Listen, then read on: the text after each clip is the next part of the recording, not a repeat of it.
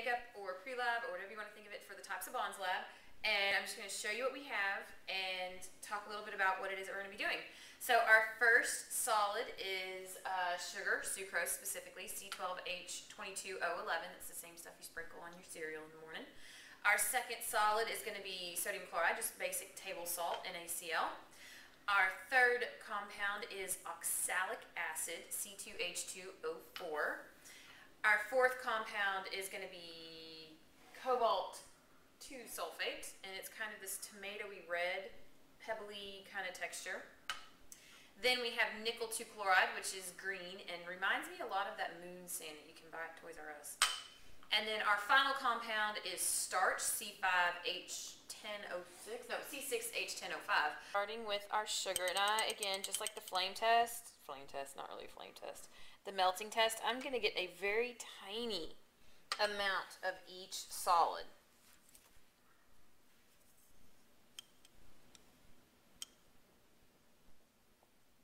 Because all that we're going to be looking for is to see whether or not it dissolves in water. Now what we expect is that the ionic compounds are going to dissolve in water and the other guys are not. The covalent compounds, as long as they are nonpolar, which all the ones that we picked are nonpolar, they should not dissolve in water. Although sugar does have some polar side groups, it does have some hydroxide groups on it, which enables it to kind of sort of dissolve. It dissolves as far as we're concerned, you know, when it comes to making tea or Kool-Aid or whatever. But it definitely does not dissolve the same way that salt dissolves. Alright, so there's all of our compounds in there. Now we're just going to add a little bit of water. Actually, quite a bit of water. Go ahead, I know it says 10 drops in the procedure. Fill it up about halfway. Okay, so I'm going to take my nice little glass stir rod and cleaning it off in between each stirring, I'm going to stir each of these.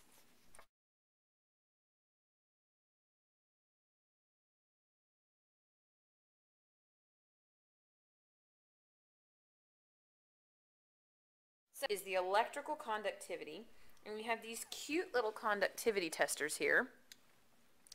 As soon as I plug it in, you'll see that the light, it might or might not come on, I don't know. There it goes.